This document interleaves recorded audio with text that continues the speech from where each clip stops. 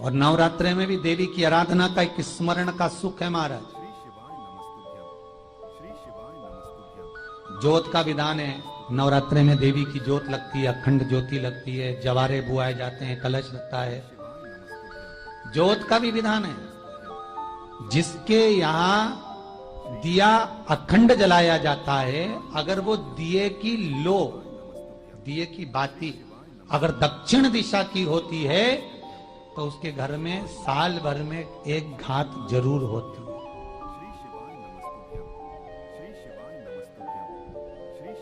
जो दिया अखंड जलता है उसकी बाती का मुख दक्षिण का नहीं होना चाहिए।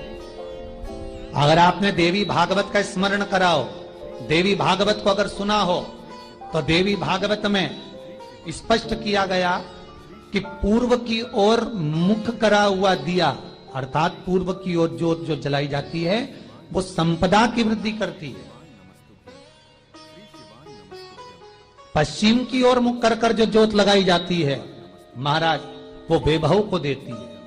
और उत्तर की ओर जो मुख कर कर ज्योत जलाई जाती है, उत्तर की ओर जो ज्योत का मुख रहता है वो आयु की वृद्धि करती है, घर में अकाल मौत को रोकती है।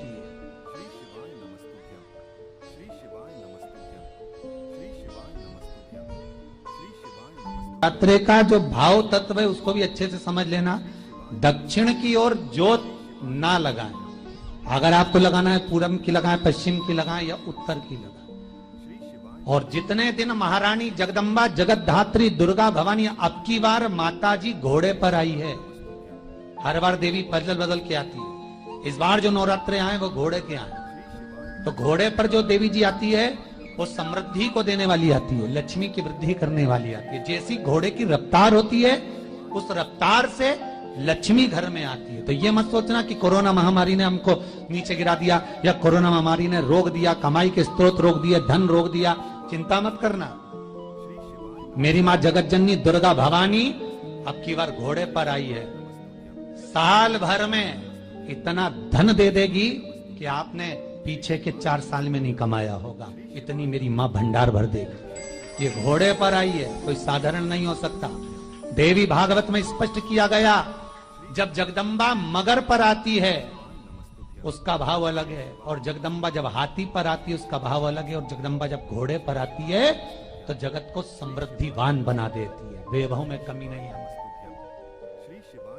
अभी भले दुनिया के लोग अभी रोते हैं कि पैसा नहीं आ रहा, कोरोना महामारी ने सब तोड़ दिया, रोक दिया, पर चिंता ना करना। मेरी माँ अगर घोड़े पर आई है तो उसका सुख आपको जरूर मिलेगा। एक जरा सी मिट्टी की दुकान भी अगर आप खोल कर बैठेंगे तो चांदी और सोना के बराबर कमाएंगे। इतना धन देगी वो माँ, साधारण नहीं है मेरी माता। तात्विक सुख का आनंद देने वाली, लाभ तत्व प्रदान कर। और नवरात्रे में भी अगर आपकी कोई कामना है, आपकी अगर इच्छा है, आपका मन है, तो जगत जननी की आराधना करो। पति और पत्नी में अगर क्लेश है तो जगदम्बा के मंदिर में मक्खन चढ़ाओ, प्रेम बढ़ जाएगा। आपको लगता है कि पति कोई अन्य स्त्री से लगा हुआ है या परिवार टूट रहा है, तलाक तक पहुंच गया है, तो माता के मंदिर में आप ध्वजा लगवाइए, उस ध्वजा पर मक्खन लगाकर लगवाइए, आपको लाभ मिलेगा। यदि आपको लगता है कि बच्चे बहुत ज्यादा अपशब्द बोल रहे हैं, मुंह चला रहे हैं और प्रेम नहीं रख रहे, तो माता के मंदिर में लाल पुष्प, लाल चंदन और लाल चूड़ी माँ को समर्पित करिए, प्रेम बढ़ेगा। बच्चा कभी आप जी से कम नहीं बोलेगा, प्रेम की भाषा निकलेगी। माँ जगत जननी की आराधना, जगदम्बा की उपासना। नवरात्रे में 9 दिन में से कोई एक दिन ऐसा ले लो जिस दिन कन्याओं का भोजन कराओ, साथ में उनको लाल चुनरी ओढ़ाओ या कोई लाल वस्त्र, लाल पूजन की सामग्री उनको दो, सुख मिलेगा, आनंद है। कि भारत की भूमि पर जब मां आद्य शक्ति की स्थापना होती है, मां जगत जननी को जब विराजमान किया जाता है, या चैत्र नवरात्रे में, शरदीय नवरात्रे में, आषाढ़ी नवरात्रे में, आदि पौष नवरात्रि में हम शंकर की, हम जगत जननी जगदम्बा की जब स्थापना करते हैं, या हम नूतन घर का प्रवेश करते हैं, या गणेश जी की स्थापना करते हैं, या कोई दुकान को प्रवेश करते हैं, या कोई शुभ कार्य करने के लिए अग्रण्य होते हैं, तो हम कलश की स्थापना क्यों करते हैं? आज शिव महापुराण में शुरुआत में अपन शिव और पार्वती की यही संवाद को लेकर चलते हैं।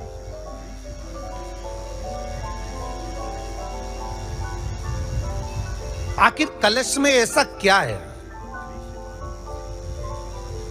कलश के अंदर आखिर ऐसा क्या विराजमान है कि 33 कोटि देवता उस कलश के अंदर आकर बैठ जाते हैं महाराज?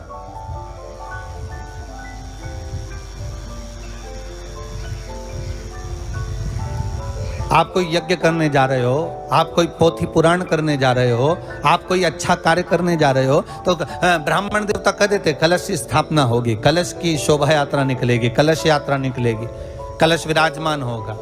और आज हर की पौड़ी पर, प्रयागराज में या उज्जैनी में, नासिक में जो बड़े बड़े कुंभ के मेले होते, कुंभ का मतलब भी तो कलश से होता है, उसकी महत्वता क्यों है?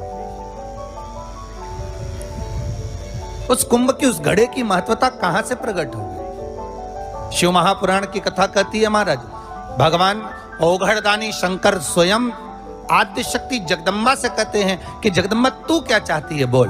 तो जगत जननी जगदम्बा कहती है कि जहां मैं हूं वहां शंकर है, ये आपने कह दिया, पर जहां शंकर है वहां पार्वती का होना जरूरी है। उसके लिए सिद्ध करने के लिए एक स्थान ऐसा बनाया जाए जहां पर शंकर विराजमान है और शंकर के साथ पार्वती विराजमान है। तो शिव जी ने कहा, पार्वती उसके लिए मैं तुझे एक सुंदर कलश का निर्माण कर देता हूं।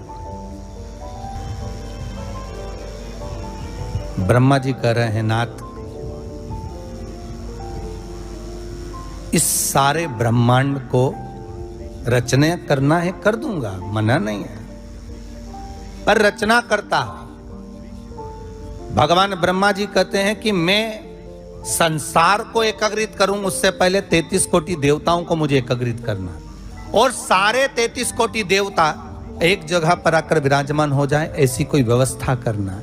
शंकर भगवान ने कहा, बनाओ ब्रह्मदेव, तुम निर्माण करो। ब्रह्मा, शास्त्र कहता है कि भगवान शिव स्वतः, शंकर तो शंकर है, भगवान शंकर ने एक मट्टी का सुंदर सा भाग ढेला एकत्रित करा, उस ढेले से भगवान ने एक सुंदर कुंभ का निर्माण करा, एक सुंदर कलश का निर्माण करा। भगवान कुंभ का निर्माण कर रहे हैं, भगवान कलश का निर्माण कर रहे हैं, और भगवान स्वयं ब्रह्मदेव कर रहे हैं कि आप ऐसा निर्माण कर दो जिसमें 33 कोटि देवता स्वतः विराजमान हो जाए। तो भगवान ने उस कलश का निर्माण कर दिया। अब कलश का निर्माण करा तो स्वयं भगवान ब्रह्मदेव बोले, प्रभु इस कलश के अंदर मेरा स्थान कहां है? मेरा स्थान कहां है?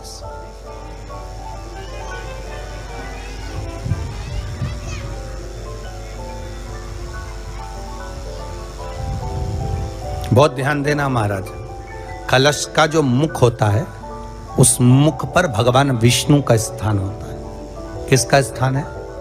भगवान विष्णु का। थोड़ा सा नीचे आओगे, जहां से कलश का मुख दबा हुआ होता है, वह जगह भगवान स्वयं शिव की होती है। किसकी जगह है? भगवान शंकर की। कलश का अग्रभाग, नीचे का भाग जहां से फैला हुआ होता है, वहां ब्रह्मा का आधिपत्य स्थापित होता है। फिर कलश का जो नीचे का भाग होता है वो भगवान शिव और शक्ति का स्थान होता है। कलश के बाहरी भाग में, जहां पर बाहर का हिस्सा होता है, उस कलश के बाहरी भाग में 33 कोटि देवताओं को भगवान शंकर ने लाकर विराजमान किया होता है। महाराज भगवान शंकर 33 कोटि देवताओं को निमंत्रण देकर उस कलश में विराजमान कर दिया।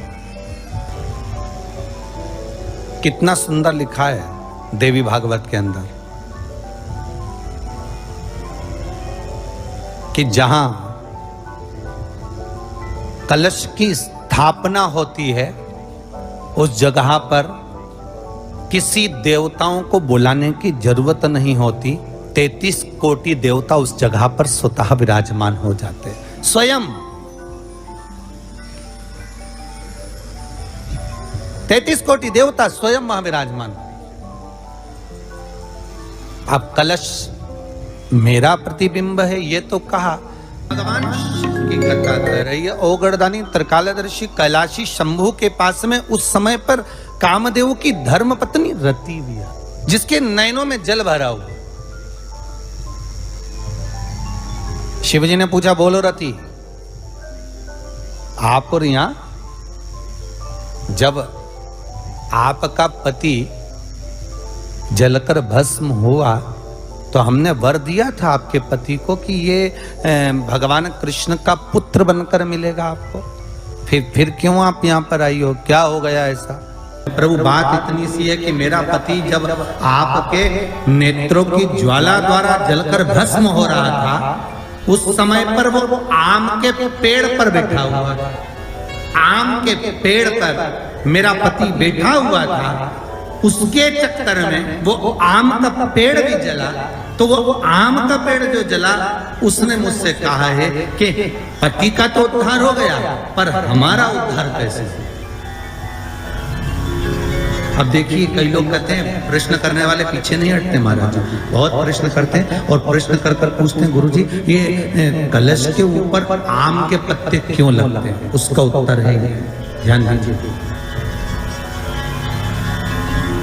प्रश्न बहुत है तो उसके उत्तर भी बहुत है, बस उसको समझने वाला चाहिए। और आप लोगों को तो आज बहुत बहुत भगवान ने कृपा करी है, जो आप पहले दिन ही कलश स्थापना होती है और पहले दिन ही आपको ये ज्ञान हो जाए कि बच्चे पूछें कि कलश क्यों रखा जाता है, कलश के ऊपर आम के पत्ते क्यों लगाए जाते हैं, कलश के ऊपर नारियल क्यों रखा जाता है, कलश के ऊपर 9 बार मोली क्यों बांधी जाती है, मोली मतलब लच्छा नाड़ा 9 बार क्यों लपेटा जाता है नारियल के ऊपर, कलश के ऊपर जब रखते हैं।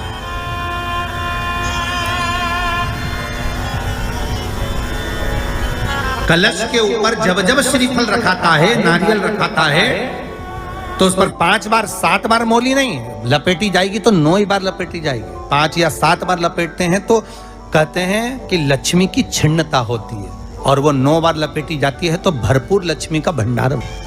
भगवान बोले, अब आप आई हो रति, ठीक है, मांगो क्या चाहिए, बस इतनी कृपा कर दीजिए कि आम के वृक्ष का भी उद्धार कर दो।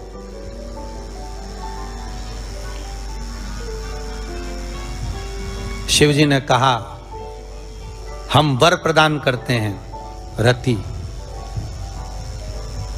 जहां शिव और शक्ति है, जहां 33 कोटि देवता इस कलश के अंदर विराजमान होंगे, उस जगह पर स्वयं कंठ पर जहां पर मेरा निवास होगा, उस जगह पर ये आम के पल्लव अमृत के तुल्य माने जाएंगे, और इनका निवास हमारे ही हाथ में, हमारे ही हस्त कमल में विराजमान होगा, हमारे ही हाथ।